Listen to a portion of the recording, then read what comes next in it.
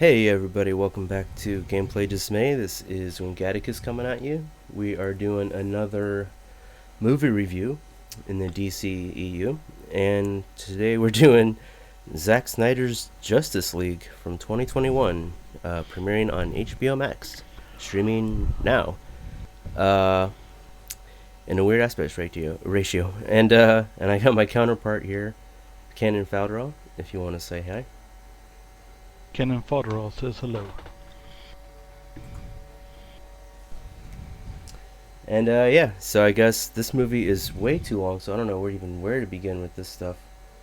Okay, let's begin. Well, just if you remember my old measurement of one her being Ben Hur, Yeah, 224 minutes. This movie is over one her long.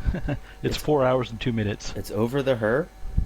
Yeah, Oh my gosh, I never thought I'd hear the day. yeah, Which is funny because I was gonna make the comparison. I was like, this movie's as epic as it's like the Odyssey or whatever, or something, or something like Ben Hur, or like Spartacus, or yeah, whatever the hell else, or all those ancient Greek epics that take way too long. That are what superheroes are now, pretty much. But yeah, this movie's crazy long. I had to like stop yeah, every couple minutes or like every like different like I don't know hour or so to just like take a break and be like, all right, jump back into it. You pretty much take a break every chapter heading. Yeah, well the chapters are short at first. They get longer at the end. There's like two Yeah, really long ones at the end, and their beginning is uh yeah, like a bunch of I don't know, maybe like 20 to 40 minutes long. I don't know. It's hard to keep track. yeah, but it started. Well, let's just one couple of things. Full spoilers ahead. Oh, full So spoilers. if we, Yes, sorry. Yeah, full spoilers we're g- we're ahead. gonna we're gonna spoil you like WB spoils Snyder movies. Yeah. Um, I guess. Sour soup. And yeah. But yeah, well, first things first is like, holy shit, this is a whole brand new movie. Yes, the theatrical Justice League was 2 hours, Yeah. Oh, did right? you watch the original? No, I didn't watch the theatrical, Oh, but I could. I was hoping you were going to, because there's so many huge differences that I can try to remember to point out. I'm trying to keep track because there's so many. At one point, I was just like, all right, I tried to take these mental notes and then actual notes and other stuff. But yeah, Yeah. I'll do my best to try to compare them. Well, Um, the biggest thing I remember was that I kind of forgot most of the 2 hour Justice League. It just what I do remember seemed kind of rushed, and Wannabe Avengers is a bit too Whedon-y. yeah, way too Avengers. The only thing, this actual movie is actually more like Avengers in its own right than trying to be Avengers like the other one, like the other version. If that makes sense. I feel like the team up was actually a little bit better earned in this one, just because Yeah, they took the time to develop it, like as it needed to be done. I mean, yeah, it's like the only things I remember are like the Flash arc was entirely really different, I guess. yeah, completely That's like different. one of the few things I remember from the other I version. Yeah, so I took a bunch of notes on that where I was like, okay, this scene was better, this scene was better, this scene was better, this whole other part was better, and then it's like some of it's a mixed bag where a lot of it, I can see where Whedon kind of came in and like made a little more sense of what Zack Snyder was doing, which is what Zack Snyder needs. He needs someone in there to come and like edit him a little, not just Whedon, but I mean somebody else to work with so he can edit, like fix his kind of like whatever writers sloppy storytelling that they got going on here for these whole movies that they've been making. Um, but all the actors and Well, the direction and the cinema, everything, and just the CG and the fight scenes, especially in this movie, I thought it was like so much better than the original. Like this movie is yeah, like 2 times as better as the original, I think. not Even just because though, it's twice as long. yeah, no, but it's consistently crappy as the other ones. But they get better. Like if this was I don't know, this is after Wonder Woman, right? Yeah, And that's their only movie before this was Wonder Woman, yeah, was the latest one. So like they had this, and then this would have been if he could have came out with this version, I think, and then gone on to do whatever he's going to do at what he wants to do leads up in this one. I think it would have gone. It always gets a little bit better as it goes along. It's just taking too long to get there, you know. Yeah.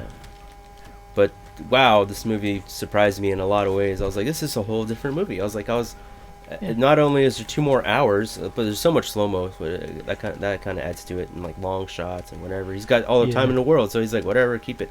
Every scene that I could see that you take out of a normal movie, he's like putting in there. He's like, all right, keep it, put it in there, keep it all. And he's Linger like, on it. Yeah, free reign, whatever. Yeah, linger. Just let it go a little further. Yeah. Yeah, but Um. but yeah, sorry, I'm just going on. I'm all around here because this movie is just too long to think about.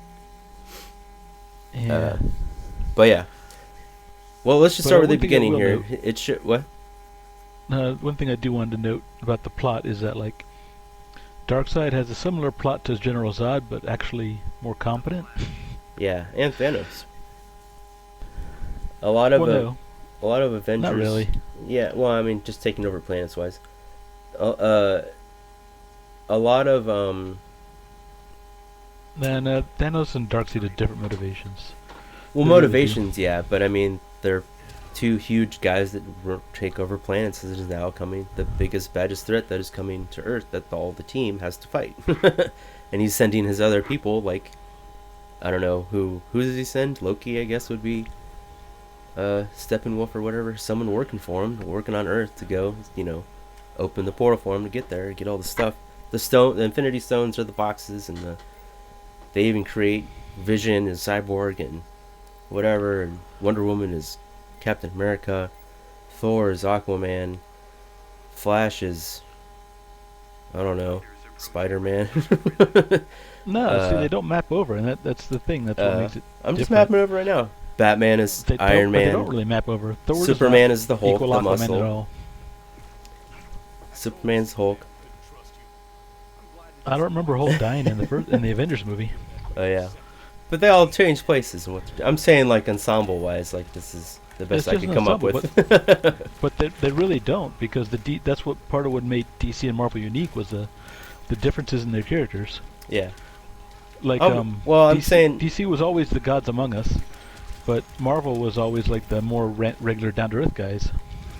yeah. See what I'm saying? So it doesn't really match up, and like I said, the motivations between Thanos and Darkseid are completely different. Oh, I'm just talking And about they're- face value here. Face value, I've just said, at least in my opinion, the comparison doesn't really work at all. Well, I thought that's what Joss Whedon was brought in to, like, Avengerize that's the why Justice League, and that's why it didn't work, because they were already doing something else the whole time. And that's why this Yeah. version's a lot better, because it's consistent with the other one, which is still crappy. But at least it's getting consistently less crappy as it goes along. Yeah. This is a bit consistently less crappy. But like I said, like the whatchamacallit, the like Darkseid, he wants to terraform and conquer Earth, and Thanos actually he wanted to save the universe because Thanos was like a misguided. Yeah, I meant, like, they have to assemble to save the Earth from that guy, and then, insert character Thanos, insert character Darkseid, and those are the people that they have to defeat that is coming to take over their planet. Yeah. Like, and that's what I meant by face value. Yeah. And then they got your But team, only- which was what I was saying earlier, like the Batman, Iron Man, whatever. Like, they have their 6 or 7 superheroes that, I don't know. It's there. Infinity Stones, boxes, whatever. There's a lot of comparisons to be made. Yeah.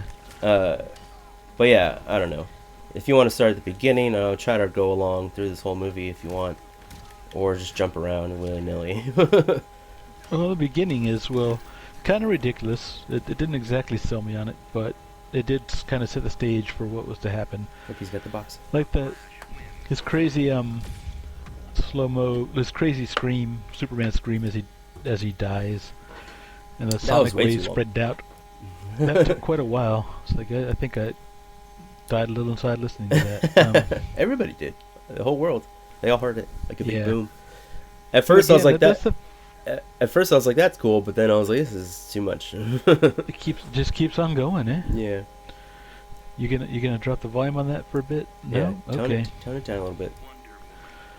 But like I said, they needed, like I think we were talking about in Batman vs Superman, we needed that movie where Superman is the beacon of hope before having to come back, you know, because everyone's trying to act like, oh, he was hope in this movie, but part of the reason that Batman tried to kill him was because everyone's scared of Superman. Yeah. And props to Batman for doing a complete flip-flop from one movie to the other based on the fact that they have the same mother's name, infamous Martha scene, which is Martha. yeah, he's like in Batman vs Superman, he's like, if there's a 1% chance that he could be bad, we have to kill him. And then in this movie, he's like, if there's a 1% chance, or in the Justice League version, I think it's different. Different scene when they bring him back, like dialogue and such, where he's like, but he says essentially the same thing, where he's like, if there's a 1% chance that we can bring him back to life, we have to take it. It's like, what? Yeah. I was like, oh, what? Like complete turnaround from one movie to the next with no reason rhyme for it, other than the fact that they have the same mom, and then they joined forces at the end. But they could have talked it out and had a better scene together, like completely, which is a total missed opportunity for Batman, Superman dialogue, which is the best. Yeah. World's Interactions, finest, I mean, yeah, world's finest, yeah, which is interactions between these two superheroes, and Clark hates Batman because he's more human than he could ever be doing what he does, but he's just a regular guy doing it. And then Batman hates Superman because he wishes he had all that power to do what he does, because he would do it better, he thinks. I don't know, but yeah, I love it. I love the rivalry there. Yeah, the friend rivalry. Yeah, because they are like so different now. Like, yeah, and also the dark and the light. But again, Snyder tends to muddy that up a bit in this movie. Because if you notice, Batman's character arc, he does like a 180. He's like, now I'm working on faith, Alfred. Before, he was like, in the last movie, he was a grumpy, bitter old man. it's working on science. Based off science and all the crap. And he's like, oh. But in this movie, he like, I guess, finds something to live for, to fight for again. So now he's all in on Superman. Yeah, I like the tiny interaction between Superman and Alfred, and that was like way at the end. That was like the very end of the movie. Yeah. But that was nice to see. Like, I'm pretty sure that wasn't in the other version. No, well, like it's mostly forgettable.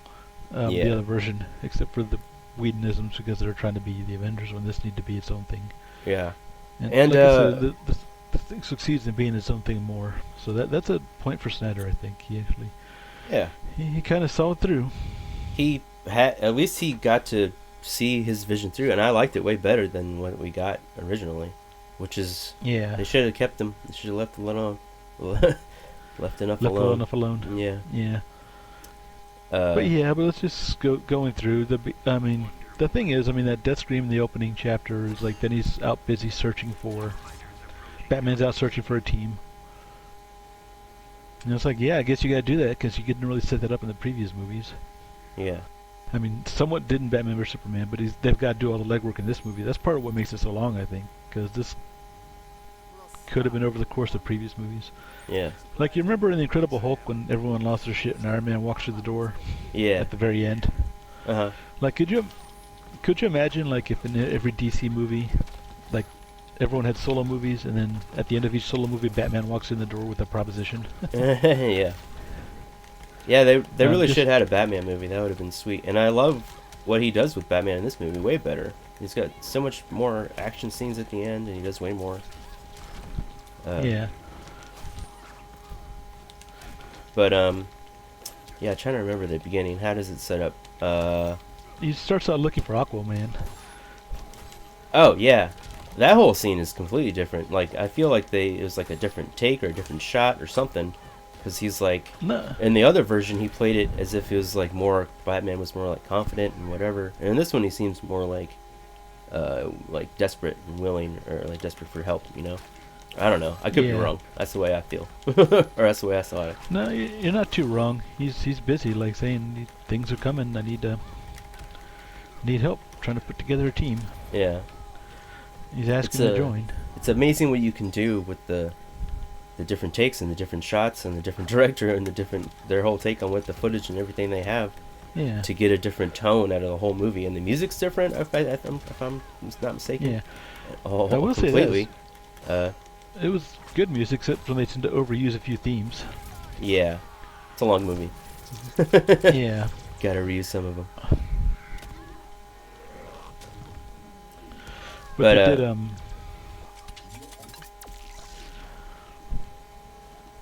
what? they did, I mean, his team building exercise, and like I said, they actually do a little bit of the world building, running around, you see it. I mean, he's like running around Iceland, he's talking to Aquaman, then he's trying to talks to Wonder Woman. Yeah. Oh yeah, the Amazons have that fight against, what's Oh, his that name? part was way better. Steppenwolf, yeah. Yeah, way better for the Amazons. They got their Yeah. justice in this one. And the Yeah. the opening shots with Batman climbing the mountain. I was like, who is this? I was like, what is going on here? And I was like, oh, he's just going to meet Aquaman. I was like, during their open credits, I guess, scene, where he shows him, traversing the mountains on the horseback, and Yeah. they're like, nobody could get here over the mountains. That's impossible. Blah blah blah. Only Batman. But he's Batman. Only Batman. I'm Batman. Yeah. But then, yeah, they sort of kicks off the plot. Because Superman died, the mother boxes alerted Darkseid that it's possible to come take it. And then Steppenwolf does have a good line, which kind of helps explain the universe's continuity a little better. When he comes to Earth and he's just the Amazons, he's like, oh, we can take this place. It's primitive. There's no Kryptonians, no lanterns. Yeah, I think he. So that's I don't know. explaining why the Kryptonians apparently might have held him off at some point in the future. Yeah. They make it seem like Darkseid's not from this universe. They specifically say that. So it's parallel dimensions, or Yeah, what, or that's what I was wondering not just too. space travel. I was like, that has to be deliberate dialogue right there, because Yeah. I mean, it's like universe, world, planet, galaxy. I don't know. Yeah. Maybe they could be considered as that, a different galaxy. I don't know. But a different universe altogether. Yeah, that's a whole something. Yeah. And I like I guess explains how the boom tubes work. They're portals between universes. They're not necessarily not just stargates there. Yeah, and I like how he fights him in the Green Lantern guy in the beginning battle, where he Yeah. chops off his finger and then just stabs him. It nearly steals a ring. Could you imagine Darkseid with a lantern ring? That would be really bad. Yeah, that would be cool. I was waiting for it. I was like, oh, and then it flies away But then, to Ryan Reynolds. That's right. That's how he gets yeah. the Oh, ring. so apparently, I heard. I don't know how true this is, but that apparently, What? Snyder had planned to have a lantern cameo, but then Warner Brothers said nope.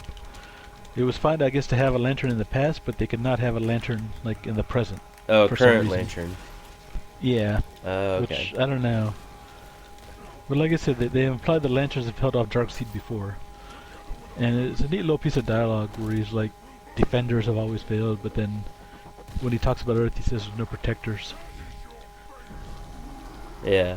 So that's pretty cool. So they're setting it up like the galactic stakes, and that's always been like DC thing is larger than life. So it's not just 100 worlds; it's 100,000 worlds, universes, and then the anti-life equation. He's like, That's a whole other That's thing. I was like, what is going on here? I don't even think that was in the other one. Not even mentioned, because Nope. Darkseid's not in the other one. And like No, Steppenwolf it's just- he's very himself. He says Yeah. something about another, he mentions him, but not nearly as much as interaction. No even Yeah. scenes or anything. Or Darkseid, they completely changed the part where Darkseid is the one that comes down and fights originally, when I think that was Steppenwolf in the original movie, where he comes and fights Zeus and the Amazons in the past times, where the human, the man and the yeah, and the Aqua people all were fighting at one, as one and stuff. yeah. And that's where the movie straight up wanders into Lord of the Rings territory. When like Diana's Yeah. telling the history, Yeah, it's like, oh man, ancient war, an alliance between races, objects of power were hidden. It's like, yep, we're in Lord of the Rings now somehow. yeah, Only with Greek gods and Amazons and Atlanteans and men and aliens. If you notice, though, there's like a parallel between the previous Defenders and the new Defenders, because, as she points out, it was the Amazons, the Atlanteans, gods and men and Defenders from the stars. yeah. And if you look at the current lineup, Lantern. you've got Atlanteans, Amazons, And Diana does have the blood of the gods there. Yeah, and she says that And to then, Aquaman when they're digging up yeah. Superman. in a weird, Yeah. which is a weird scene in the other movie, and it's still a weird scene in this movie. How It's high just creepy style? as grave robbing. Yeah, how high They're style? just grave robbing. Yeah. Casually conversation. You think you should go out with me? Yeah. We all do. Yeah. But then also you've got Batman and the Flash, or men, obviously, but then the Defenders from the Stars, Superman and Cyborg, you know. Yeah. You know what I mean? It's like all that kind of comes back to defeat Darkseid again. Darkseid, Darkseid, whatever you want to call him. Yeah. And Edgelord. I'm pretty sure that was Steppenwolf in the beginning, where he was fighting him off. In the you know, all of the Zeus and all those people when they're all fighting together. Right. So that was cool to see, and that was the God of War that got the axe kill, or would be kill. He kept going, didn't retreat like a wussy. Yeah. That was Yeah, God of War, right? The guy that Wonder Woman kills. Yeah. I believe in love, giant laser. Yeah. Yeah. But yeah. But that was cool to see, like, you know, Zeus, God of War, fighting off Darkseid with, you know, and now Wonder Woman has to do it. And she's the best. She's my favorite part of this movie, I think, just because her and Flash really got their due, way better in and even Aquaman a little bit, way better than this version than the other version completely. Action scenes are different. They're played out differently. I'll go into that. Like when they introduced Wonder Woman, they the whole scene, the beginning opening where the guy's just blowing up a bunch of kids for no reason. I don't understand what was going on there. He's like, I'm a terrorist. Tinfoil hat on. I think they're hinting at Ra's al Ghul because they say they want to bring part of London back to the Dark Ages, and you know the League of Shadows. They think mankind's gone, you know, too far. Yeah. They want to. Too many, you know what I mean? So it might or might not be. I was wondering what was going on with him. Ra's al Ghul. I was in the other one and in this one. I was like, why is this guy just blowing him and all his henchmen and everybody up? I was like, why? So what's going on with this? And but that action scene, I took note that whole scene is way better played out because even the timing of the on the bomb. In the first one, it was like 10 seconds over time. And this one, it's only like 5 seconds over time. Like in real time, if you're trying to have 10 seconds to really play all what's going on. And she's got super crazy speed too, like Flash, I suppose. Or like almost like half a Superman speed or something, I don't know. But I noticed that in this movie, Superman is pretty much as fast as the Flash. Yeah, that's good. That was cool. And but yeah, that whole part where she's blocking bullets and bullet time. Yeah. Yeah, she's blocking bullets with her thing, and that's the best. And the way she tags out everybody is different. She throws up and blows the bomb back and comes down and then blows that dude up with her with her gauntlets. She's like, sorry, I had to blow up your building while taking this dude out, but he had to go. Yeah. And just her sword and shield fighting style and her whip and everything just is just the coolest to see. It's the funnest to watch, I think, in this movie for me. As her run around and just fuck shit up and slice people up and everything. Way better than the other version. Yeah. Way better. Yeah, almost better than her own movie. Yeah, it continued on from that, and it also reminded me of Man of Steel, where the girl was fighting in the IHOP part, where she's beating up the military and Superman. It reminded me of that, like going back to that cool fighting, like action sequences where you just watch them just punch everybody a million times, and all her scenes I think were added a lot more to her, just made it a lot better. Yeah. And the arrow part where like she goes and picks it up and then finds the thing and finds the tomb. Yeah, that was all new. Going to Lord of the Rings. Yeah, she's Indiana Jones, for real. Tomb Raider. Tomb Raider, Indiana Jones, yeah. So that was really cool to see. I definitely liked his version. I liked all of his version better than Joss Whedon's version of what was going on here, because that you can clearly see the chopped up, make it Avengers style, 2 hour. Where this guy's just like, I had my 3 hour Batman vs Superman. Let me make my 4 hour Justice League. It's like that makes sense, I guess. Yeah. I mean, to be fair, it's like there's so much work to be done in this movie that it needed that time to breathe. Actually, that's one thing I think kept me entertained. Is just okay, this movie's not rushed anymore. It's actually taking its time and breathing and setting Yeah. things up and moving things around. It's actually like There's a whole cyborg movie in this movie. Like you could chop out yeah, that whole hour, and that would be like a whole separate movie. yeah, it should just really be WandaVision style, where they just make a series, just have Zack Snyder make a series, but have completely different people write it. Because that's my main problem with what's going on in all these parts. Zack Snyder is not the problem. He's fine directing these movies. Like they look cool, the acting's fine. He's getting good takes out of them. Like the scenes are set up good. He just needs a better story writer and a better screenplay writer, and you could have like greatness here. And he's getting closer and closer yeah. to it. But I wish they would just change the people up because, well, once again, sorry, the screenwriter is Chris Terrio, and Zack's story by Chris Terrio, Zack Snyder, and Will Beal or Bell, for the story, and like it's just the same people that did it the other time, and it's like, man, people are not digging the story, so it's like switch it up, like try that.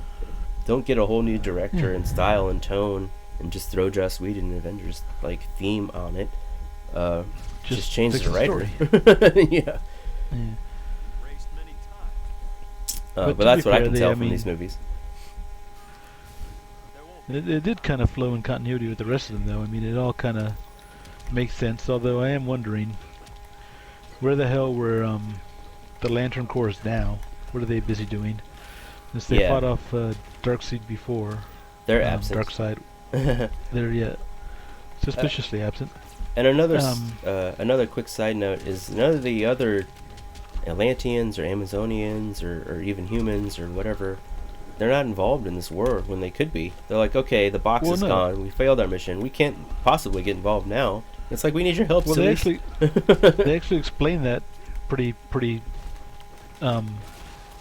concisely in the movie. It's like, oh really? Okay. The current king of the Atlanteans. He's like, the current king of the Atlanteans doesn't care. He's like busy trying to start a war with the surface world for some reason. Oh yeah, that leads into the Aquaman movie. Yeah. Oh yeah, that makes sense. Yeah, okay, that does make a lot of sense. But Mara, who's like a bit more traditional, even though she's played by Amber Turd, yeah, is she wants to defend it, and then she's like busy trying to. She's definitely trying to help. Yeah, but like the King Orm's like busy like fighting a civil war and then trying to fight whatever he's doing. But yeah, so they explain it, and then so Aquaman has to get involved because he's apparently the rightful king of Atlantis. Yeah. So that's his whole movie that doesn't have to after this, which leads up really good into his other movie, which also was actually decent, kind of like Wonder Woman, which was like, what's going on here? Yeah. But yeah, definitely surprised by Aquaman and Wonder Woman being the better movies of these series. Bigger question is, where the fuck was Martian Manhunter? He was there. He shows up. He pops up. It turns out that he was Superman's mom the whole time. Isn't that what their big reveal was? No, he was Swanwick the whole time. No, he's his mom. Remember? He had that big scene with Lois Lane. That's an emotional scene. How can you fake that? How does Lois Lane talk to Diane Lane about that conversation that they had? Remember, you came to my apartment, got me back on my feet, told me to go back to work and live my life. She'd be like, what the hell are you talking about? And then she just thinks Diane Lane is like old and senile now and crazy, and that's not good for anybody. So, has to be his mom. Sorry, I'm just joking around. Yeah. No, but he's, what's his name? Secretary Swan. He got promoted from general to secretary, I guess. Yeah. So he's that guy, right? The general guy the whole time? Is that what's going on? Yeah. Okay. Yeah. And it's like, I guess he finally comes in at the end. It's like, by the way, after you guys have done all the hard work, I guess I'll come in and join your team now. And Batman's like, yeah, sure, okay. Yeah. Thanks for the help. After you're done saving the universe, I'll come help. And he's like, yeah, okay, thanks. Yeah. And he's like, get me out of bed for this. Screw you, pal. Yeah. He's like, whatever, dude. We're already done. Thanks for the help. I like that Yeah. scene where I was like, yeah, it's Yeah. what Batman's like, whatever, dude. See you Yeah, pretty around. much. Um, but before that, it's like I like they do like the art. Flash's character art gets a little better. That's pretty cool. Um, The Flash is he's. again a way better in I this didn't. movie. I don't particularly care for Ezra Miller. I kind of like the CW's Flash better. Grant Gustin, I think Oh, I don't know. he's I a little don't know more. the difference there. I thought I like him in the like when he looks at him when Superman first comes alive, and he's like stares at him when he notices he first can see him and catch up with him. I thought That that was surprised look on his face. yeah, Yeah, that was great. That's great stuff. yeah. I thought he's But alright. also, he's just too goofy looking, and the way he runs, he's like flopping his arms all about. It's like, come on, buddy. Yeah, It just looks awkward when he's running. he should be like it should, and he does look slow when he's running. It should be like he's like sprinting at least because he's running Yeah. super fast, and it looks like he's in slow mo, which is very weird. Yeah. So I agree with you there.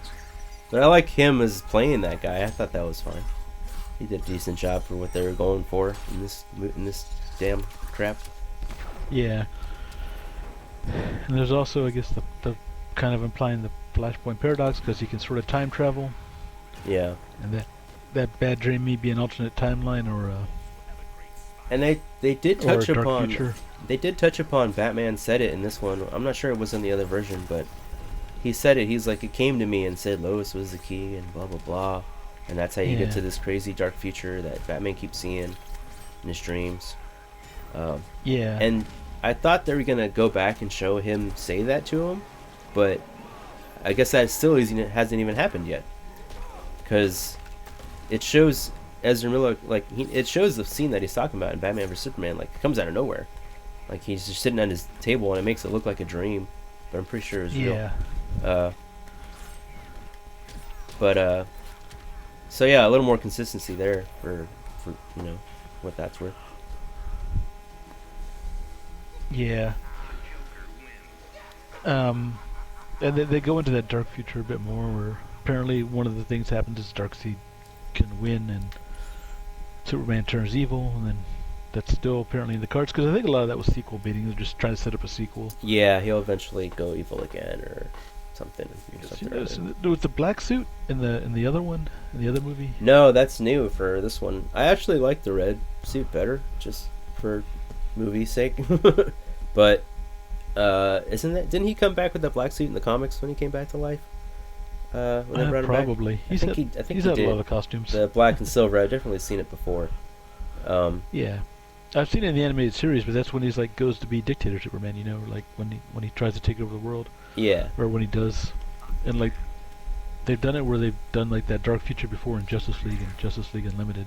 Uh-huh. And I think also in the animated series, so there's that. That's where I've seen it before anyway. Not so much the comics, because I haven't read Superman comics in a long ass time. Yeah, me either. If ever. Sad to say. Yeah. I remember best shout out to Batman vs Alien in the 90s. Whenever that happened. That was cool. Make that movie was Zack the thing Snyder. that happened. I would like to see that Zack Snyder movie, but with a really good writer. Yeah, that would be pretty awesome. Superman vs Aliens. But yeah, I didn't really like the black suit. I like the other one better. But I mean, it's hard to pass up the chance to put him in the black suit, black and silver. It looked cool, but for Matt Snyder, it looks cool. Go with it. Yeah. Oh, but it looks cool. How cool would it be in slow mo? It looks even cooler. He's like in Zack Snyder's like instead of weed, he just has slow mo. Like you ever had a fight scene in slow mo? Fight scene in slow mo, man. What about this shot in slow mo? Yeah. It's like, no, not that one. The movie's too long. He's like, not anymore. Slow mo. But damn, you made me forget what I was gonna say. What was you saying? Oh, just this is the whole thing with the Flash. He does get a better arc. Like I said, Oh. I don't particularly care. Yeah, well, that's but not he what we were just saying, but yeah. So you only tell by the credits, but the girl he saves from the car crash, that's Iris. That's Iris West, Who? or will be Iris West. She's just, or yeah, Iris West. I guess they're setting Oh, that up for a possible. that I'm pretty sure that whole scene wasn't in there. It might have been flashbacked at, like a cut, that whole paint scene cut short, in the other version. I don't remember it. Yeah. But who's that? Who's she turned into? Iris West. It's his girlfriend from the comics. Oh, cool, nice. Good way And to then save her. later, apparently, Iris West Allen. Cool. But yeah, for his scene, he really got his due, man. Flash was way cooler in this version because he gets his whole scene with her. It shows his powers better. He takes the hot dog. I thought that was really funny. He's like, put the hot dog in my pocket for later. And it is just like the X-Men versions, where he can like slow it, or it's like, are they really this fast in the comics, or are they just having fun in the movie? I don't know. Like, are they really slow-mo stuff? But I don't know. The fight scene where they go to save everybody, a completely different setup. Where in the Whedon version, I liked better actually, where it makes more sense, where he's like, just run and capture people and like bring him back and get him out of safety. Like, that makes sense for him to be on the team and do that. But in this version, or in the Whedon version, he's like a wuss. He's like, oh, I've never been in battle before. I don't know what to do. He's like, and Batman's like giving him like a calm down talk or whatever, which is completely different in this version, where he's just ready and willing to go. He's already like down there. He's like, hey, where you guys left me? Whereas like the complete opposite, like flip with his character, and he's way in the fights more. He's like blocking the. He uses his power a lot more in way like cooler ways, where he blocks all the bullets and fights people and pushes that guy and blocks all the boulders coming from the ceiling and shit. And and still saving people, but not as good in the Whedon version, because that made more sense. But it's cooler to see him do this stuff in this version. For whatever reason, Whedon decided to make him the comic relief in his version, I guess. Yeah, and he's got some of that here. Yeah. Yeah, but he's actually a bit more serious and competent in this version. He's green because he's inexperienced, but he's also not so much. You know what I mean? He's a little bit more competent. Yeah. Way better in this one. I think so. He has a lot more. Yeah. Yeah. And oh my gosh, sorry, jumping ahead to the end, where he literally does a time jump or whatever. That's completely not in the other version of the movie. There's so much different here. Oh, this is what I do remember is like they were trying to save some family in a pickup truck running away from skybeams or something. Yeah, nothing. Some dumb shit. Yeah, that's completely a waste of time. And I can't believe that this is 4 hours and it's not in there. Well, it's great. It's amazing. They didn't need to be in there. I know. That was only in there because we didn't need to finally give him like some kind of hero redemption or something. But yeah, it's just silly, silly bad Whedon rating, And then he saves the truck of a family, and it's like, why? They have nothing to do with the plot or what's going on. Focus on the characters. Yeah. Yeah. I do like, though, that, they mentioned they have to make it a point to mention, oh, yeah, it's so radioactive the army doesn't even come here. And they're like, that's why, partly why Steppenwolf chose it, because it is radioactive, so he could use that energy to fuel the Citadel. Yeah. Again, I think it's part of that's the fallout from Batman vs Superman still. Or not, for Man of Steel, so we're just like, jeebus, so much casualties, and then here you actually have to put them in empty places, and so you can have the fight. Yeah, I mean, they can blow up buildings to their heart's content. I like it. Whatever, give them your reason. At least that a tiny minuscule reason for it to make a little bit more sense. I'll take it. Yeah. If you're gonna be this ridiculous about it, Pretty much. But yeah, the whole part where Flash is like runs back in time and he's like talking, here's his dad and all that stuff, and just way better off for Flash in this movie. He gets his due for sure. And then and he almost has his own mini movie in this. So like, yeah, it should really just be a series of like a show, an HBO Max show, like have it build up to a 2-hour, precise. Just I guess would be an end game. Like the whole 2-hour end of this movie would be the chunk of movie that you put up, but the whole first 2 hours, where it is like part 1, part 2, part 3, part 4, they're split up a little more, be the episodes, which is what they're doing with Marvel, I assume now. Oh yeah, because now they got the shows to feed the movies. The Marvel's got their whole other thing going. But they've built up the universe, and this actually is doing a lot of universe building for them. So It's a lot of decent setup because it's so long. yeah. And like I said, it really benefits from it. I mean, it really benefits from the length because it actually gets to tell all the story it needs to tell. Like I said, this whole thing from Man of Steel all the way to this movie should have been, instead of 3 movies, it should have been like 5 movies or something. Yeah, really. In a series, a TV show in there, a Justice League, like, or a Batman recruits Justice League something or other. Like all the tiny parts that they snippet that was way too long in Batman vs Superman, and that they put in here that's way too long. Like the epilogue with what's his name, Deadstroke, whatever. Deathstroke the Terminator. Yeah. Oh yeah, I was not happy to see Lex Luthor return. And then looking at him, you see how similar Lex Luthor and the Joker are. This ridiculous epilogue. Again, we wandered into Lord of the Rings territory, where it's like, oh, we got to end. So we have a long ass ending. Yeah. It's like a 20-minute, half-hour epilogue. Yeah. And I think a lot of that nightmare was like all brand new because of the Joker scene and all that, and the Deathstroke. Lex Luthor and the yeah, a lot of that's all brand new as far as I can tell. Yeah. I remember Well, from and last time. Batman's dream sequence too. Yeah. A little bit better Joker Leto version, I thought, but still not the best. It's still way too similar to Lex Luthor. Where it's just like, nope, you guys are. See, I don't think Snyder really understands Superman or the Joker. Or Batman. Well, he kind of like. Batman's kinda easy. Got Batman here. Batman's kind of easy. It's hard to mess up Batman. Well, I don't know. Look at the other 90s movies that they had. Maybe it is pretty easy to mess up Batman. It's easy. It's easy to mess up anything. I mean, come on. Yeah, that's true. You think it's just a comic book for kids, but that's not always the case. Yeah. And it's a lot harder for Batman now, which is why they skipped his movie, because everybody's seen it a million times. The setup and whatever. Which is like, just set him up where he's in the middle of doing whatever he's doing, you know?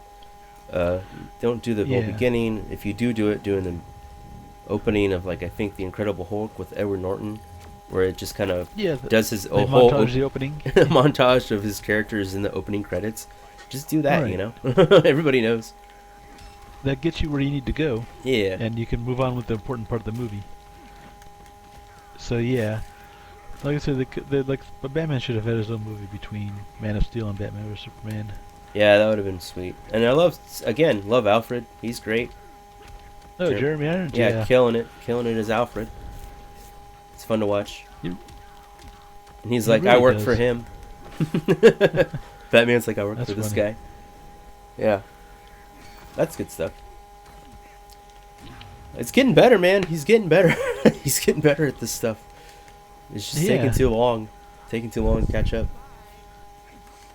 He is, yeah. And I guess a lot of this comes down to the studio, where it's like Warner Brothers wanted an Avengers, and so they got an Avengers knockoff. Yeah. And bringing the weed in. And it's like, it's not the best idea. Yeah. He doesn't mesh well with Snyder's at all, so you can see why, like, apparently they did a whole lot of reshoots with Whedon. And so... Yeah, this is a completely different movie. Like, I was, like, shocked at how different it was. I thought there was going to be, like, the 2-hour version we got, but just amplified. But there's just scenes, characters, everything, different setup, different payoff. It really arcs, is different arcs. Cyborg, got to touch on Cyborg. He gets he gets his whole movie, man, and that was the biggest. Still doesn't say booyah though. His biggest letdown in the Whedon version was they skipped all of that, and I was like, man, they really missed the mark. Imagine if they had took out the kids getting saved at the end of the truck, or the whole Russian family thing, or whatever, and then gave all those scenes, those small scenes to Cyborg, like, and build up his character and let him know who we're looking at here, and then at the end of the movie, Superman and him are all buddy, and Flash doesn't even do that, like, Flashpoint thing, and then and they're all, and like, that whole part where they're like laughing it off, how they just blew up the boxes and saved everybody, like, I was totally right when I called it. I was like, I was like, oh, it's not going to be in the movie probably. But shocked how good this movie is. and how bad it is at the same time. But Yeah, so pretty much the shock is how much better it was than what we got. And yeah, also, but also it's a Zack Snyder movie. You kind of know what you're getting when he's not adapting source material. He kind of goes off the rails a bit. He needs a strong storyteller to keep focused. You know. Hello. yeah, And so yeah, I did like to see. I did like to see. It's weird. It's like he got Batman a little more than he got Superman or anyone else here. And I thought that was neat. yeah. Batman Still, seems the most consistent with the what Batman would be doing. Besides the whole Martha, I'm your friend now. Let's be best friends. I wanted to kill you. Now I want to bring you back to life. Flip flop. yeah. Besides that, Also, was was that he's Mother really Box good. thing? Was Huh? that Mother Box thing in the first version to bring him back to life with the Mother Boxes? Was that? Yeah, that was all the same, except for the scene where they're talking about bringing him back to life. That scene played out differently. Yeah, but that actually made a lot of sense. They're like, oh, they explain what they're doing and why. In this version, it made a lot more sense, and it played out a lot better, even though it's still weird. Yeah, it's still weird and creepy. The whole grave robbing thing is just yeah. Yeah, But yeah, it did make okay. But it did make more sense. I was more willing to buy into it. yep. Everything. There's only a couple of parts in the Whedon version that I thought made better sense, which is the part I mentioned about Flash saving people, and the when Superman comes back to life, and it actually, I think it actually shows Batman call Alfred and says, "Isn't he the one that brings Lois Lane in?" And brings No, her she in. was there at the memorial. I know, but in the Whedon version, I think Batman is like calls her in as like he knows that's what's gonna save or save everybody from Superman. As opposed in this version, Superman gets to push him around a little more, and Batman gets to take the hits, and then Lois Lane is just there and comes and saves everybody like kind of happen chance, as opposed to That's not Batman happenstance. calling her. They set in. that up. They set up Batman why she was sent there every her- day. Who? No, she was there every day. That was in the movie. No, but The cop, as she's- I'm saying, like Batman called her in the other movie, and as opposed to her Why? being there in just this one. That's what I think's Yeah, different. Yeah, but I like this version better just because she's always here. The movie it takes the time to establish. Yes, she's always here. So Yeah, but- it makes sense that when Yeah, but and Batman would know that Lois Lane is gonna be the one to calm him down. So that's why he would call her in instead of like getting beat up. He would just shove Lois Lane in front of her, like how Lex Luthor does. Like, come on! Like once again, Lex Luthor is the better detective than Batman in these movies, which I don't get. yeah, because I think if Batman knows that if he told her, she'd be like, hell no, To show up, no, to like we're gonna try to reanimate your dead alien boyfriend. I think he's already telling her that he is. Alfred's just like, hey, Superman's come back alive. Well, let's go meet him. And she's like, what? And then she would go. Yeah, Pretty Yeah, sure I that's don't what's know. going. I'm pretty sure that's the difference here between these two versions. Which yeah. I like where Batman calls her in because yeah, like Lex Luthor did it. Hello, he knows the key to Superman. Like, come on, everybody. Yeah, I don't think they were just expecting though. And then, like that. it might have been Whedon changing it, or Zack Snyder's like he says he's refused to use any of his footage or all that other stuff. So like it makes sense for that to be a huge difference. But yeah, it's like, and I think there's another part too. I think it was, the ending where Flash and just the way they actually stop the boxes and all that horror thing is completely different. Yeah. Yeah. And it was neat. I actually did like appreciate it where they're like tactics. Okay, we got to go take out this and this. You go do this. We execute our plan. Yeah, it was good You know setup, what I mean? man. Good stuff. They actually like sat down and planned it out. Flash was like, "We're doing it. We have fun." Yeah. It was a good ensemble and assemble. Get the group together. Aquaman has this little.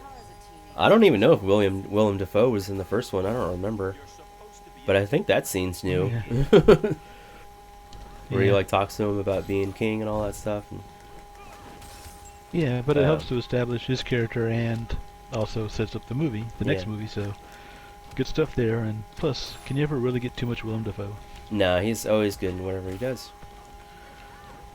No matter what he's doing. Yeah.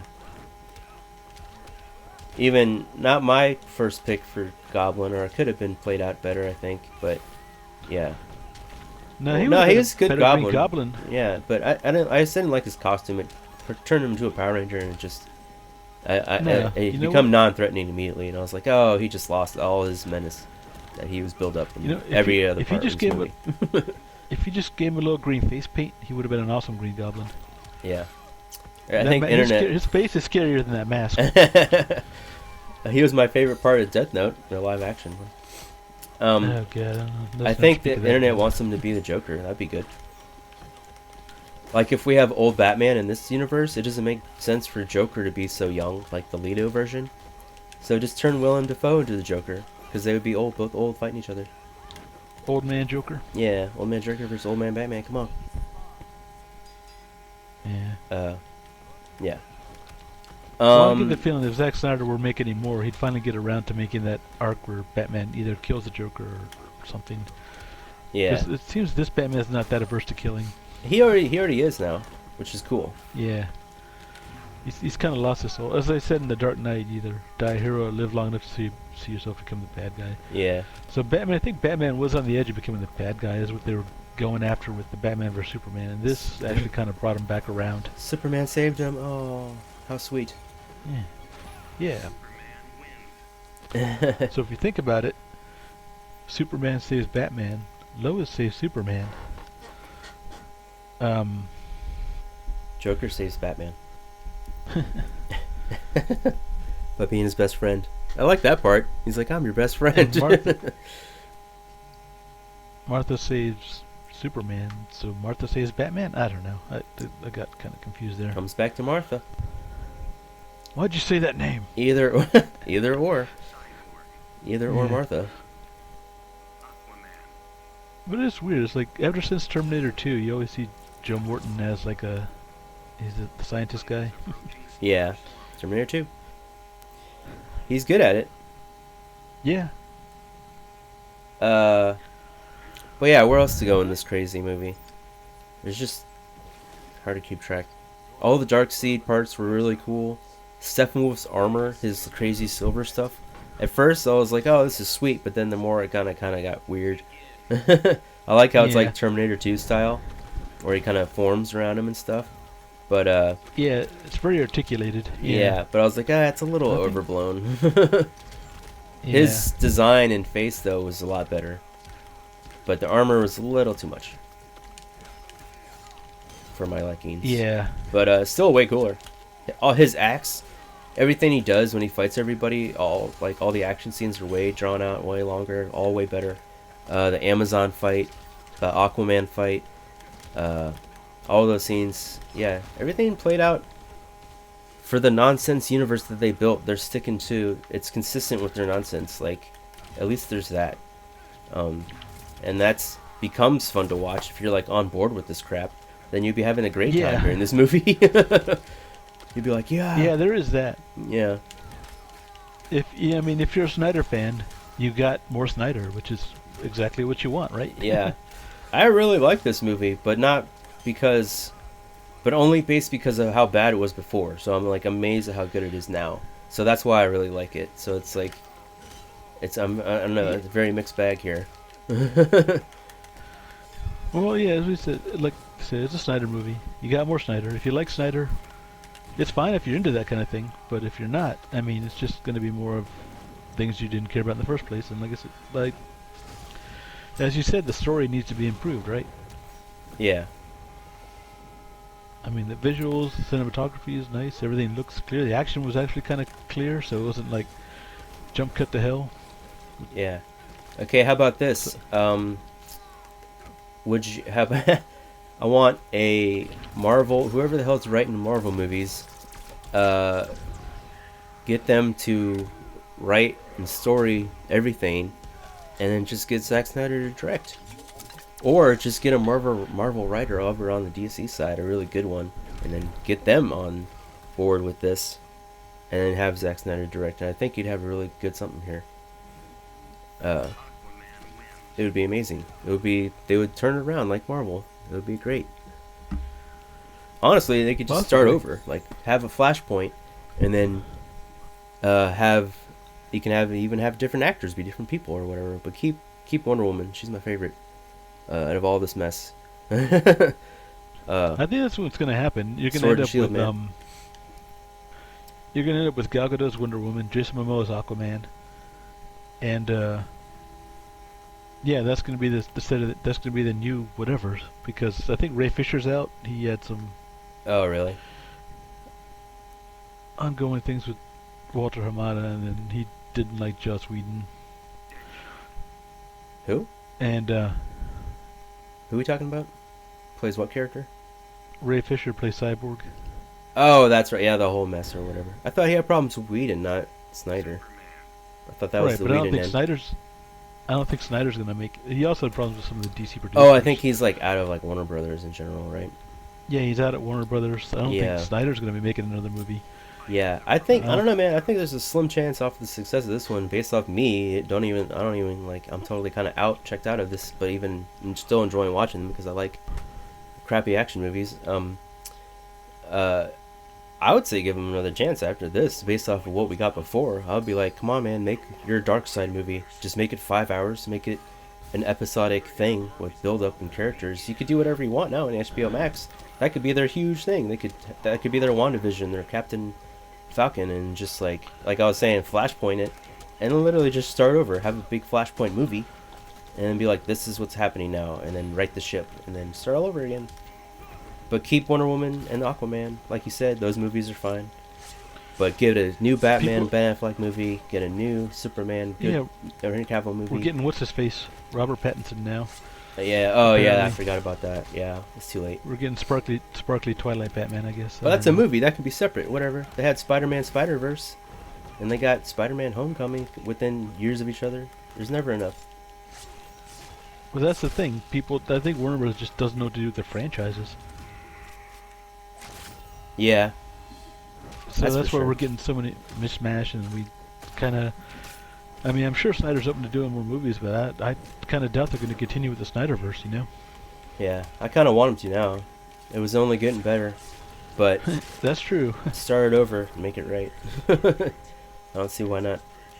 HBO Max, all your crap in the new DCEU, and it'll probably be worth it.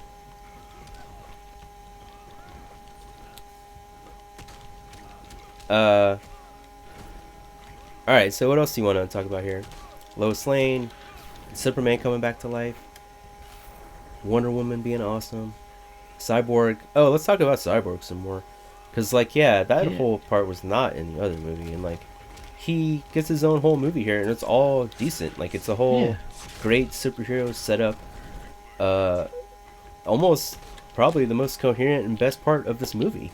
Like, consistent-wise, like, you got the orb thing bringing him back to life. It's what's going on. It's what's happening around him. He gets in an accident, his, daddy issues, and then they bring him back to life with the cube, Vision style. And then, yeah, he's there and ready. He can communicate with the world through the Ethernets, and then just do whatever. He's their hacker guy on the team, and he's evolving in front of everybody's face, which is cool. And he's learning to fly. He's learning to love his dad again. Just his whole arc, and I don't think his dad died in the other one. Pretty sure that's new. And for good reason, like how Wonder Woman and Aquaman were saying, like a death for a life or a life for a death. But like somebody's gonna pay the price. Somebody has to pay. Yeah. Yeah.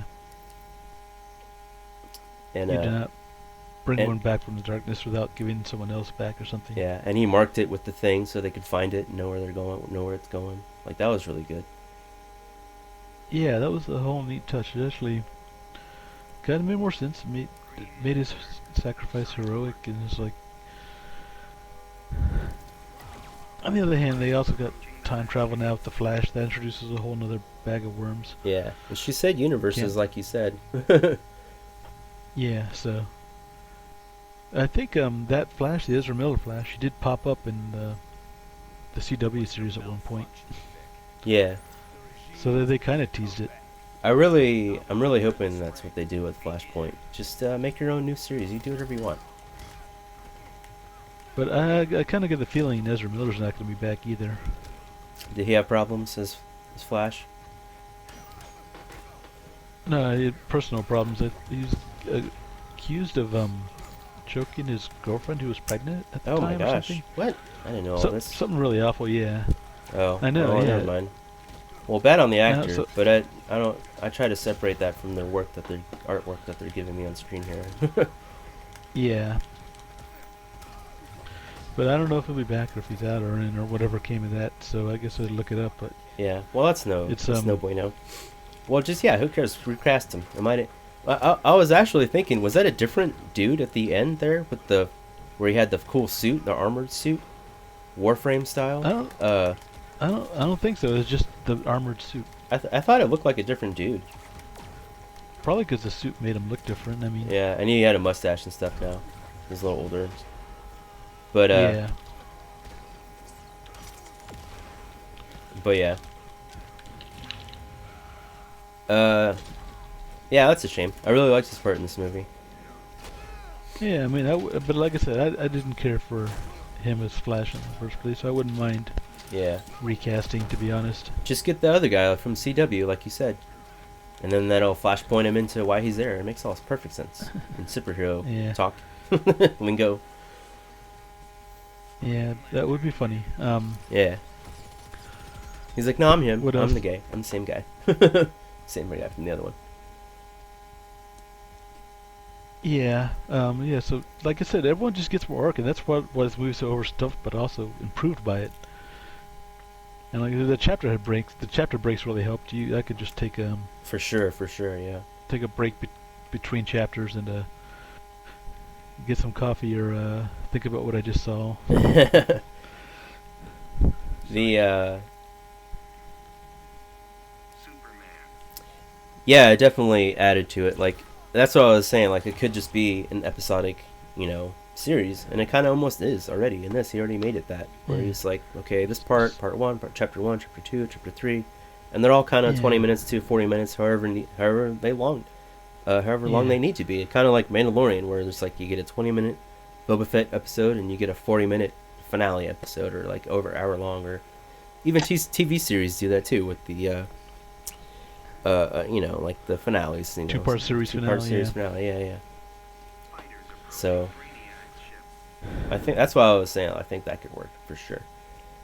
I think if they would, I don't know. Yeah, it just depends on how successful this is and how well it goes, what the response is. I mean, yeah. Well, for me, how checked out I was, I'm back in a little bit.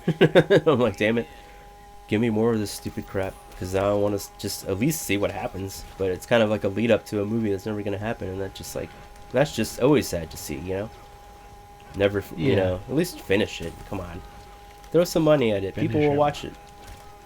I'll watch this one. If you put it on there, I'll watch it. Yeah. But the circumstances of this were all just so weird anyway. He had the family tragedy before it was finished, so. Yeah. It was a lot. Like, can't fault the guy for that. And I think it says for Autumn at the end, which is really nice. And like, yeah, it's a real shame. Like, he couldn't just have taken a break and just been like, I'll come back to this when I'm ready. But that's not gonna happen in movie world, Hollywood style. That's not gonna happen. Right. Instead, they move right along. Ahead, yeah.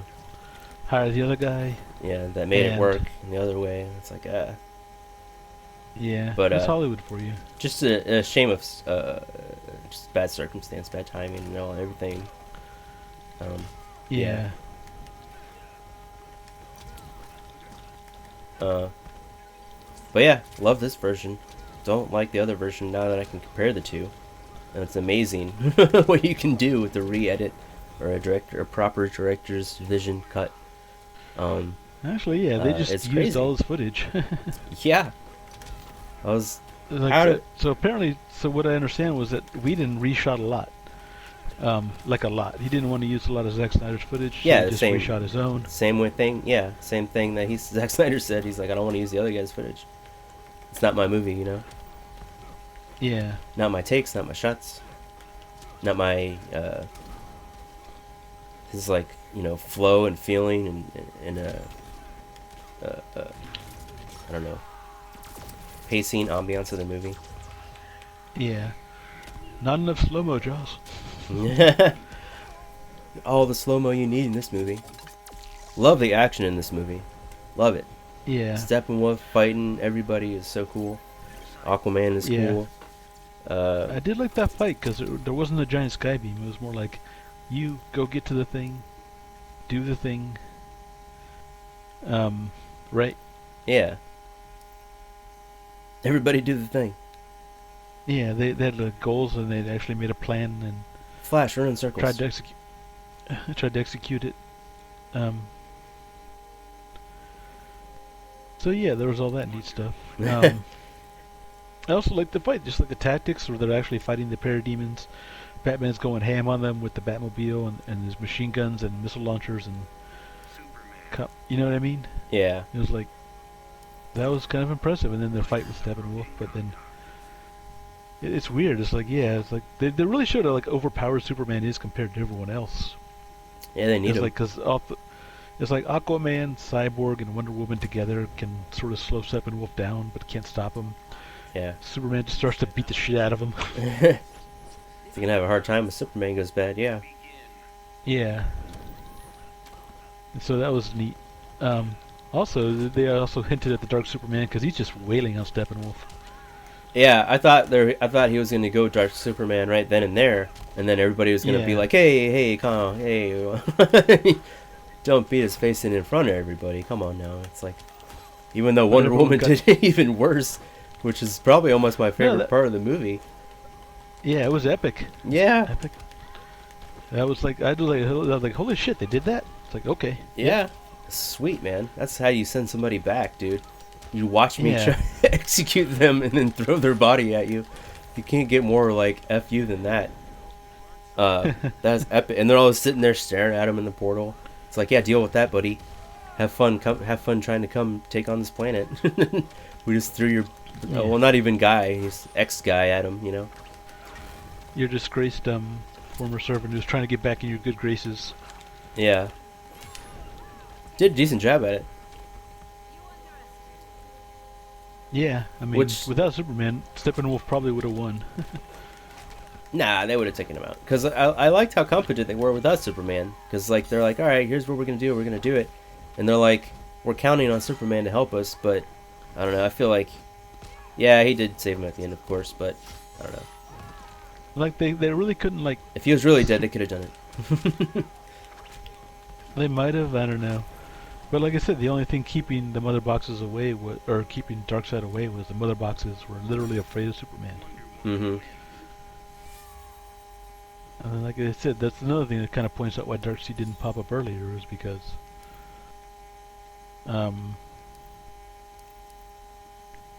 Superman was like the buffer, and like I said, they were dormant and hidden for so long that they probably just had gone dark or whatever. Yeah. Kind of got woken up. And he couldn't find, and oh yeah, for some reason the ancient anti-life is there, on that planet. What he was looking for, even though he was there originally trying to take it over, but got almost murdered by Ares. Yeah. It's funny how he didn't notice that the anti-life was there. I guess because he wasn't looking for it or something. But no, he was conquering. He was just there to conquer. He would have another noticed, planet. I think, after he conquered. He would have noticed after he conquered it, I think. But the fact that he didn't means he didn't get a chance to find it. You know what I mean? Yeah. But yeah, But what like I said, are some of your favorite parts going in? Character story? What else we got? Well, just the fact that we got more character work and story. That was... It's the main benefit of this whole thing here. Is everybody gets to breathe and make sense. And yeah, make whatever they are giving me make more sense, you know, as opposed to the last version, which was like, I almost feel it was like a kind of like a like Last Jedi kind of situation where they just get some other guy to continue some other story, even though it's just like this long continuous thing with all these characters that are intertwined with each other, that really you do need a Marvel long-headed vision about everything. right. and then to change it at the last time, at the last Last possible second. at the last possible point for their ultimate team up movie, which is Justice League, which is the culmination of of this whole thing. It's just the worst time to get somebody else in there and do stuff, which is made it so, which just kind of just made the whole DCEU bad in general, made it worse than it I think almost could have been if this movie had originally came out. Yeah. I think it would have been a lot more well received. Spicy hot take. Ready? This movie's good. No. I said spicy hot take, not insane. But here's my spicy hot take. Ready? Uh-huh. The DCU EU was Snyder's baby. Joss Whedon was the abortionist. No. That's not nice to say. Spicy hot take. Spicy hot take. Yeah, but I don't know. Who called it in? I don't know. This is terrible. Warner Brothers was the abusing spouse. Nah. It's a terrible analogy. I don't like it. That's why I said spicy hot take. Spicy analogies going on here. But you could probably say that about this. Yeah, I mean, it just got their leader was taken out at the end when they needed him the most to bring everybody together. Zack Snyder was Superman, and he got killed, and in that version, he never got to come back. He never got to come back. Oh, I get it. The Whedon version is the Batman nightmare that he has, and then this version is the bad future. It was the bad crazy version that he had, the Batman version, and then this version is where Flash comes in and Flash points everybody back to being nice in the right the ship back onto the correct universe it's supposed to be on, which is the Snyder version. So the other Whedon one was the other universe that they were talking about. I figured it out. It'll work. All I need now is a whiteboard and some markers and a couple of newspaper clippings. Yeah. Production started on this day. These actors were hired on at this time. Yeah. Oh wait.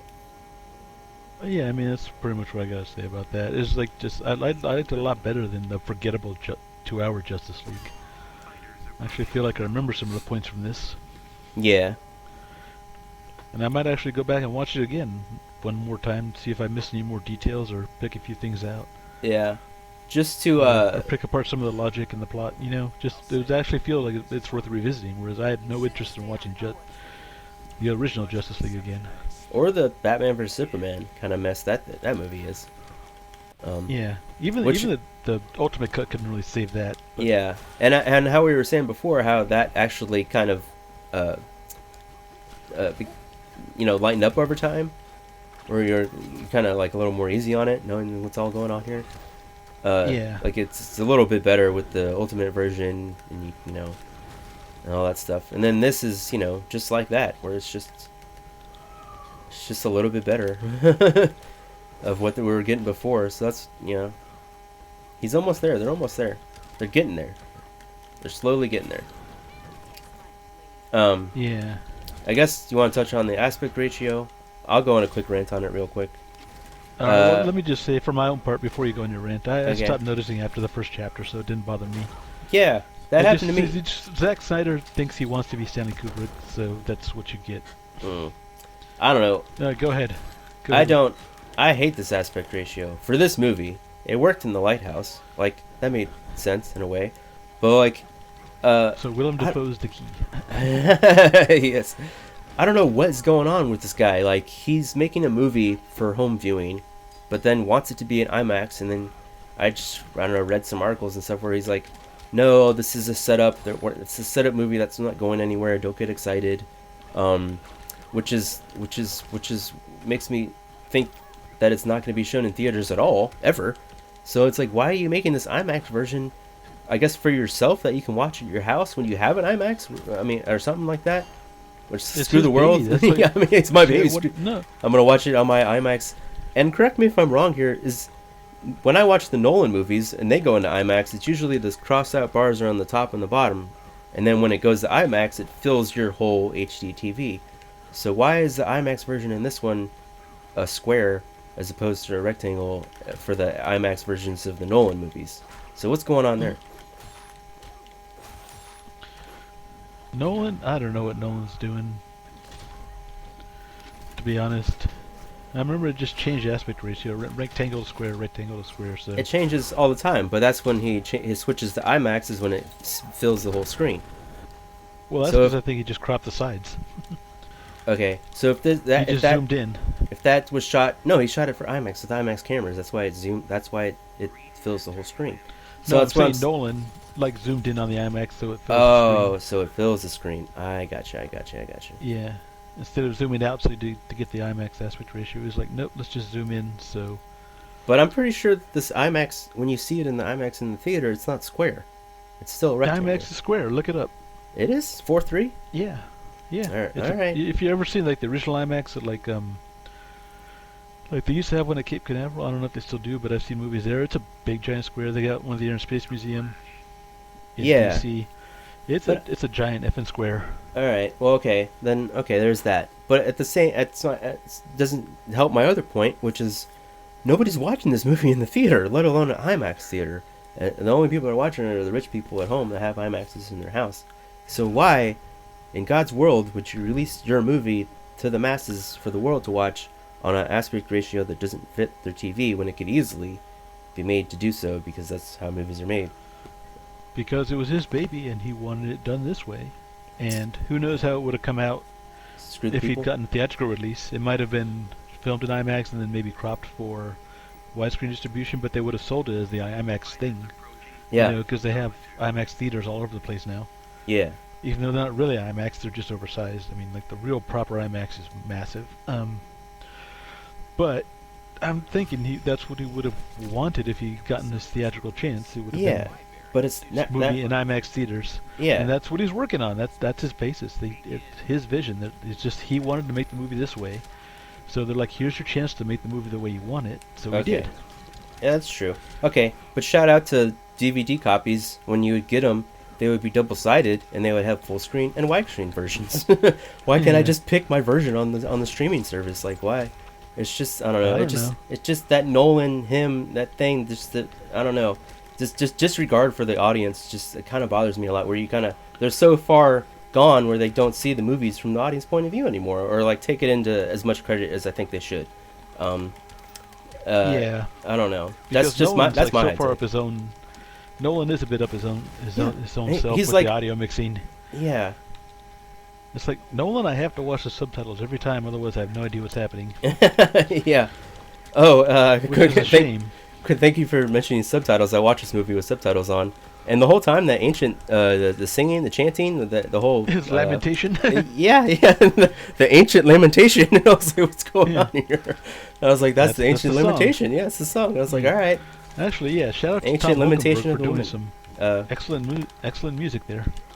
yeah, good chanting. The whole part with Aquaman walking in the water and her singing, which you could have cut that out. I was like, what is this this theme here? Or I was like, what's your mode here, or your Also, Zack Snyder reused Hallelujah.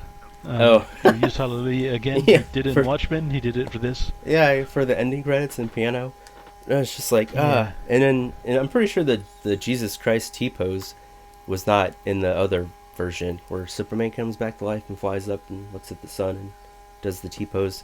He was probably dead for 3 days or some crap in this movie version, or 3 months or wouldn't 3 weeks or surprise so. me. Yeah, or some bullshit like that. But Well, no, it's been a while since 3 months. You say that Lowe's hasn't been back to work or something. Yeah, 3 months probably, if I would guess. But Yeah. but yeah, man, come on, give me the option. If DVD can give me double-sided, widescreen, Full full screen swap, just let me do it on my home version. Especially when Well, you're trying to sell me this movie, man. You're trying to get me to watch it. You're trying I to will like say- not let me watch it the way I want, or like how everybody watches normal no, movies. you watch it every the way way. he wanted you to see it. That's what's happening. That's why guess. he's the director. I mean, I agree with that, but At the same time, I don't know. I don't know about this one. It worked for Lighthouse. It's not working for me in this one. Yeah. Considering, and also because all the other previous movies are widescreen, and none of them are like this, so there's just a huge disconnect of the flow there, of watching these movies together. Then it makes it less, like it takes it away from it. Like it takes it away from it. Because then you watch Yeah, boom, like boom, I boom, said- like the first five, and then this movie's like in some other aspect ratio you can never watch widescreen. Oh, pro tip to everybody: just hit the zoom button on your remote. Just hit the zoom button on your remote, and it'll go wide to full screen. You know, and you'll get your widescreen version. I didn't do that, but I was thinking about it. Nah, you shouldn't do that. There's a reason why. On my second viewing, I'm gonna do it. Screw it. I already seen it. Just No, there's a reason why you shouldn't do that. You lose too much. I mean, if the frame's been carefully composed, you No, I already lose way saw too it. much by zooming in. I noticed when they do that for old movies, they try to remaster into widescreen, but it was filmed in full frame. They just zoom in, you Yeah. lose way too much. I'm fine with that. I already seen it. I'm not. Fill my screen. I need to see Wonder Woman full screen fighting Steppenwolf because that's awesome. I need to see everything the director meant to put in the frame. So. I did already. That's what I'm saying. Like I'm not gonna change it. I'm not gonna. I'll watch it. I did. I watched it. His vision. Now I'll watch mine when I feel like it, because it's on Max, and that's the whole point. But yeah, another part was the Amazonians doing better protecting the box at the very beginning. Their whole Yeah. part. I don't know why she thought sinking the building on them would stop them, but whatever. Just their Well, it whole usually part. works. Yeah, their whole part is just so cool. Where they're all fighting them and everything. I love the Amazons in this movie. Yeah, they get their due. Yeah, Like way I said, better. everyone's just better in this movie. Yeah, That's the thing, right? it all finally came around in some kind of way.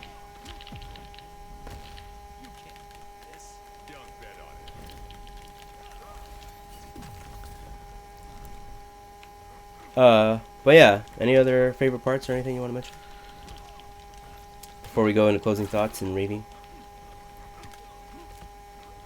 Or if you want to talk about the story some more. Sorry, it's big and convoluted. It's Joss Whedon's soap opera, and it's Zack Snyder's soap opera. yeah, I mean Zack Snyder's soap opera, not Joss Whedon's whatever that was. That was not good. Yeah.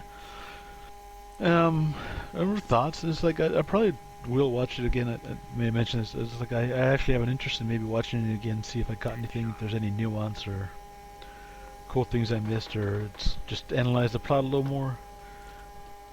I think that might be fun. Like I said, I previously had no interest in rewatching Joss Whedon's Justice League because that was just bleh.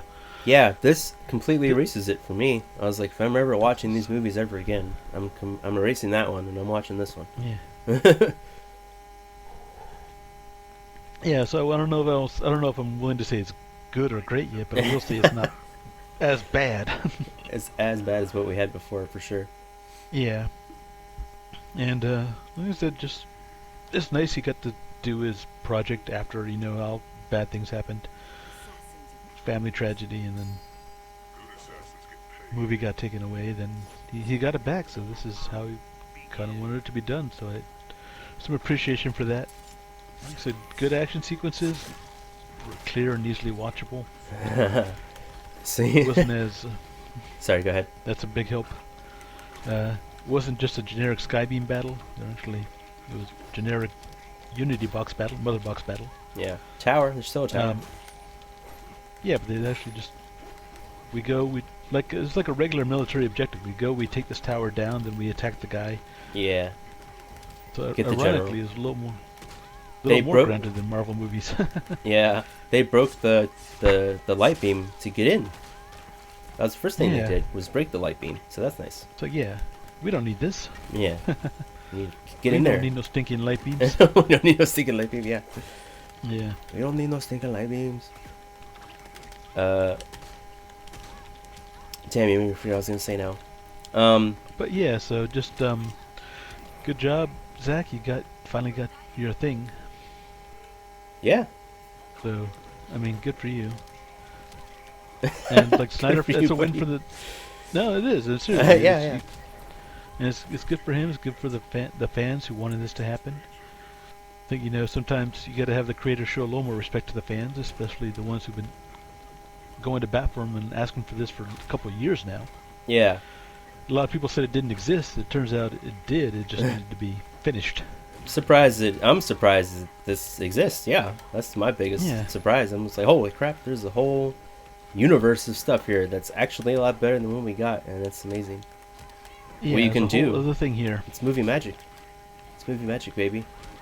Yeah. Turn this movie right around.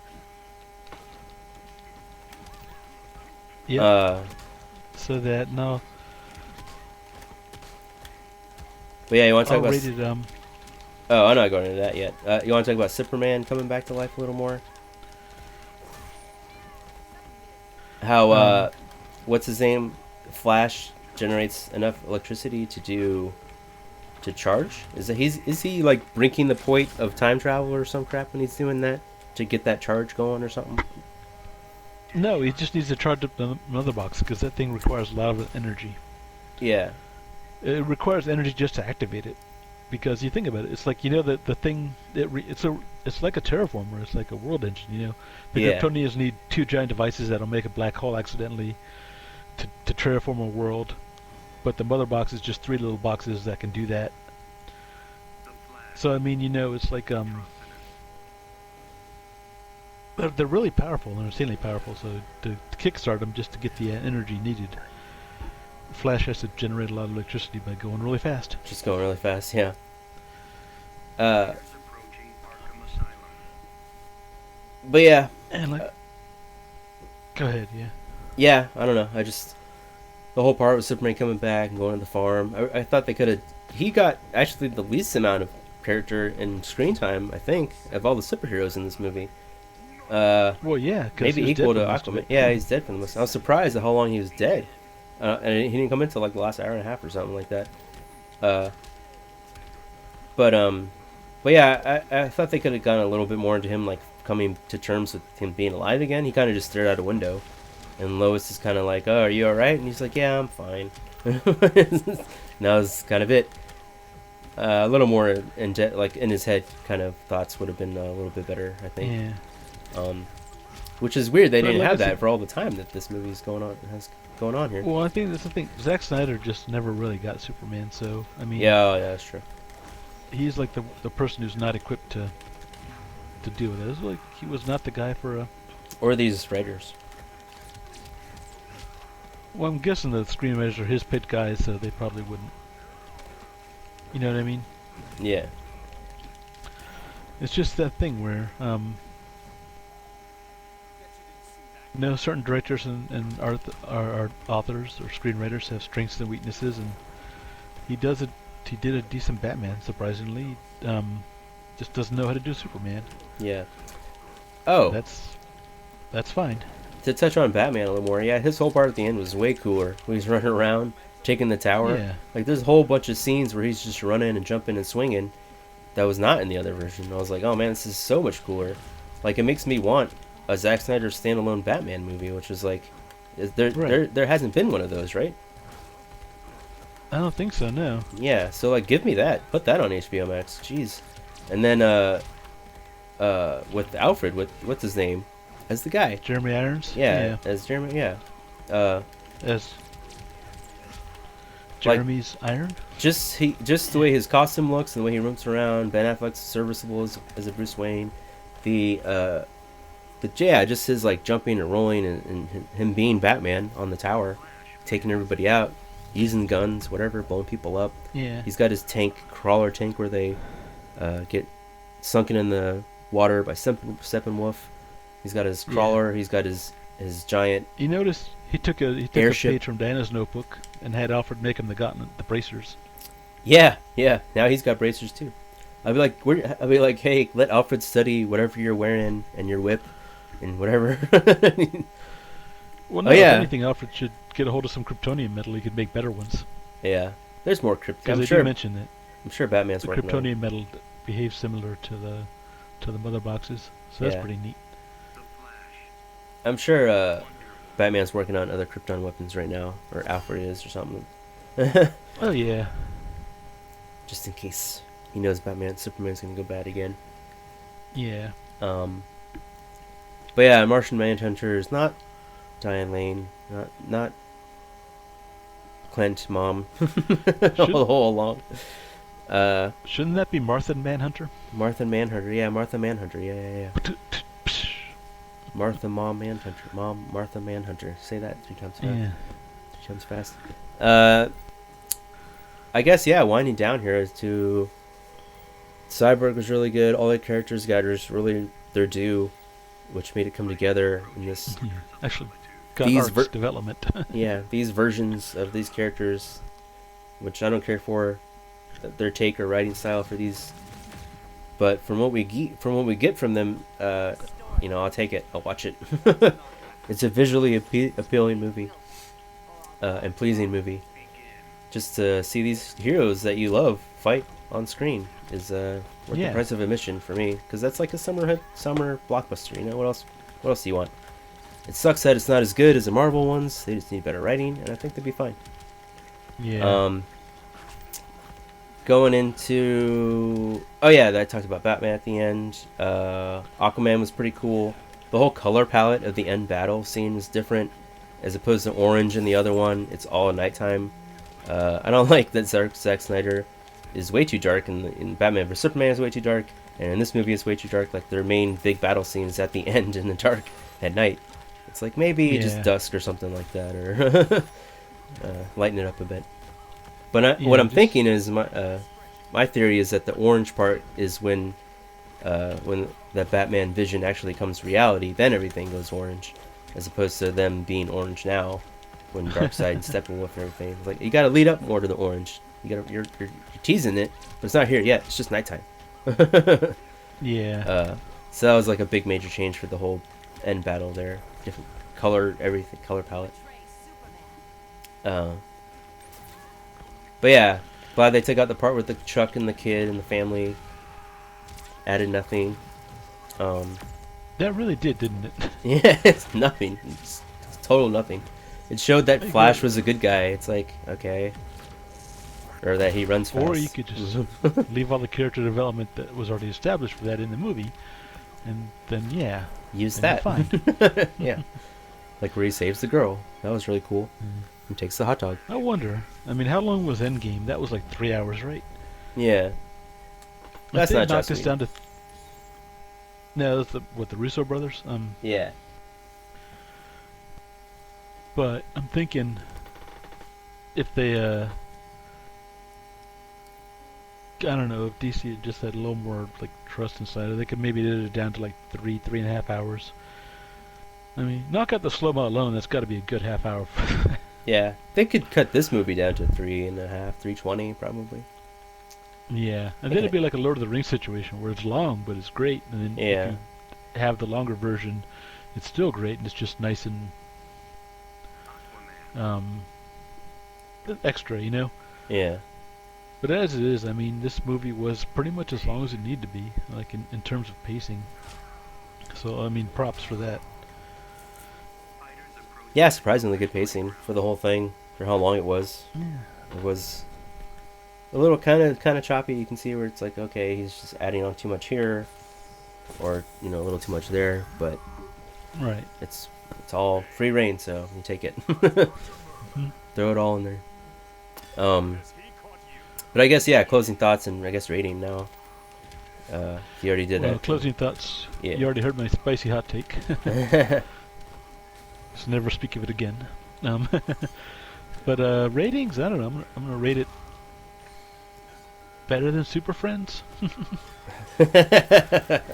Okay, that's good. And I mean, also a win for the fans who wanted this to happen, and thanks to a combination of events being like streaming services and global pandemic and other factors, it was actually able to make it able to happen. So that's pretty cool. Yeah. Like it's always nice when you get what you ask for instead of what people tell you what you want. You know what I mean? For sure. Let the artist do his work, please. You brought him here for a reason. Let him continue. Yeah. Let him do his thing. I'm just saying, it's getting better. Hot. Yeah. I know what I was gonna say earlier. I want a Nolan cut, because you remember he did the story for Man of Steel, or something like that. He worked on the story for one of them. So, I want the Nolan visual cut of the Snyder version. So get him to do the full screen aspect ratio for this cut of the movie. How about that? Because he likes doing that. Like you said, it just zooms in to make it full screen. Yeah. So I want him to full screen this movie to where it all fits. That's what I want. Come on, Nolan, do it. Do it for me. Do it for the fans. And another thing I was going to say, which was like, the whole scene with Batman and Joker at the end was kind of ridiculous. But it's all like sequel setup. I have a theory for Batman, is that he himself is insane. So like, he's just how Lex Luthor, how he's like, oh, I'm gonna send you to I think it was Batman vs Superman. He's like, I'm gonna send you to Arkham, where they'll really take care of you, and whatever, shock therapy or some crap like that, some evil crap. He's the menace in this one. But my theory is he sends people to Arkham because that's Gotham. He keep an eye on them, but he does it on purpose because he knows that's the easiest place to escape from. So he's like, oh, I can't wait for them to escape so I can go capture them again. And he's like, so he's himself stuck in an insane loop where he sends people to the place that he knows that they're going to escape from just so he can go capture them again, because he's crazy. And Joker knows that, and they play the game together forever until Batman has to kill him eventually, which he says he's going to do in the version in the next movie that I hope we get, but probably never will. Yeah. God knows what we're going to get going forward. I'm pretty sure they're moving ahead with Aquaman 2. I'm not 100% on that, but that's my understanding. Yeah. And we're getting the Robert Pattinson Batman, probably, but after that, who God only knows. Yeah, but is that supposed to be... I don't think that's supposed to be connected to these at all, is it? I thought that was a new Batman. Yeah, probably. But like I said, DC doesn't know. Warner Brothers doesn't know. Yeah, nobody knows. We don't. Nobody knows. It's just we're gonna... The fans will throw it together. Yeah. Seriously, just one guy with a whiteboard could solve a lot of problems. Yeah. A good guy with the whiteboard. Oh, something or a woman with a whiteboard. Be intrusive. Yeah. I forgot J.K. Simmons as Gordon. Could have been fun, but I thought he could have been a little more gruff. I felt like he's too comedic and soft as Gordon. In this grounded, gritty Batman world, I needed a grittier Gordon. You know what I mean? Yeah. Well, it's hard to top Gary Oldman's Gordon. That's the thing. Yeah. Gave him the glasses. But, yeah. Nothing against J.K. Simmons. Love J.K. Simmons. Great. Yeah. Fantastic. Best J. Jonah Jameson we're ever going to get. And he'll teach you how to play drums. And he'll teach you to play drums, yeah. Whiplash. Shout out to... That's a good movie. But, yeah. Better Gordon. Once again, Lois Lane, not my favorite. Amy Adams just kind of looking sad all the time, which, makes sense. Grief, I mean, yeah. Yeah. Oh, I like the part where they, fight Superman in the street. Aquaman team up at him. That fight scene was different, played out than the original. I think we mentioned that earlier. Yeah. I didn't catch the. Is there a stinger at the very end where the Superman fights Flash, or is that not in this one? That's not in this one, I don't think. Oh man, that was a great stinger. Watched it. Nah. Oh, I loved it. Bring that. If there's only any one thing to bring back from another version, it would be that scene. It would be that. But I could see how that would be a Whedon like end credits Marvel thing type of thing to do. Totally. Yeah. But that's too fun. I love that part. Yeah. But yeah, I guess I'll go into my closing thoughts. Yeah, I really surprisingly liked this movie. Just gave it the benefit of the doubt, and the more it kept going, the more, having just watched the other version a couple days ago, I was, getting confused of what was going on, what I'm looking at. Was the Batman where he fought, was that in Batman vs Superman where he fought the Fly at the end? And he's like, I need your fear, to the guy on the roof, and the bug came and got him. Do you The remember what now? where Batman fights the bug dude on the roof? I think it's in the beginning of Batman vs Superman or the Joss Whedon version of Justice League, where he fights the It Fly doesn't. guy looking for the box. Yeah, that I don't think that happened in this version, and it's kind of irrelevant. So yeah. Well, he was like looking for the guys because he's tracking down who's looking for the boxes or whatnot. Or And this guy says, "No, I just need your scent. You have the scent of their mother box," which makes sense. It's like, oh, you've been in contact with this thing recently. no, I meant So, Batman was. He was. Remember, he's like, I need your fear to call out the Fly guy because the Fly guy's feed on fear, and what? then They don't in this version. oh well, they kind of do. He says it. Steppenwolf says it. He's like, I'll feed on your fear or something, and the Amazons are like, we don't fear nothing or something like that when he's attacking them in the beginning. Yeah, So that was cool. they never mentions it again. Yeah, I guess they took that part out then. I don't remember if it was Batman vs Superman or the Whedon version. So that part I was like, where is that in this movie? I was like, I don't know. Doesn't really matter. Yeah, it doesn't. Yeah, it doesn't. But I like that part for some reason. Just Batman being Batman, so that's cool. Yeah. But yeah, closing thoughts. It's surprisingly really like this movie. Don't love it or anything. Like compared, it's just good compared to the other ones, which are bad. So it's just getting better, which for me is good enough to keep me invested.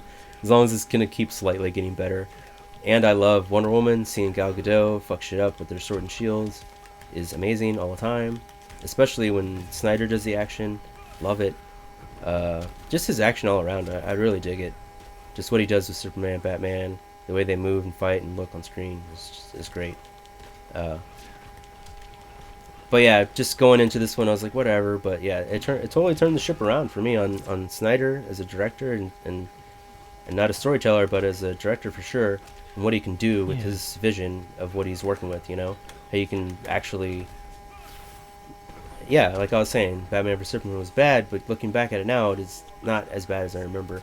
There's some good parts of it, and then this one was just getting better. So I feel like if they kept going, it would might be good. It might be great by now. But yeah, I'll give it a. I want to give it an 8 out of 10, but I'll give it a 7.5, just because it's like, it's still not the best for these characters, but it's the best we're gonna get right now, for what we're working with. So I'll give it a 7.5, almost an 8. If the story was just, if they just had different story writers in this, I would give it an 8. Snyder's good. He can do good stuff. He's not all bad. But yeah, really like what he does with Batman. I would highly recommend this. Throw the Whedon version in the trash, and then you pop this one in instead. There's like maybe two tiny scenes I would keep from the Whedon version, but it's not. They're not missing anything if you take them out. Make a widescreen. Let me watch it better. And yeah, go watch this movie on HBO Max. It's streaming. Watch it over and over again. I might watch it zoomed in. But yeah, go check it out. If you want to say anything else, Cannon?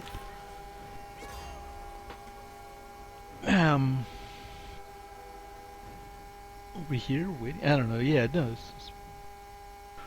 No, yeah, that's about it. It's better than I thought it was gonna be. Yeah. It's, yeah. It really is Zack Snyder's Justice League. It's got his personal stamp all over it. For sure. And he made the movie he wanted to make. So it was nice to see that. Yeah. It was great to watch these characters come to life in a better way than we had before. Wonder Woman, Aquaman, Cyborg especially, Flash especially, just doing way better. Batman, good. Superman still iffy. But for the most part, a lot better than what we've been getting. So, yeah. Hopefully he gets another chance at something. But just need to get writers behind him. But alright, that's going to do it for Gameplay Dismay's review of Zack Snyder's Justice League from 2021 in aspect ratio 4:3. But yeah, stay super everybody, and have hope out there. Super friends.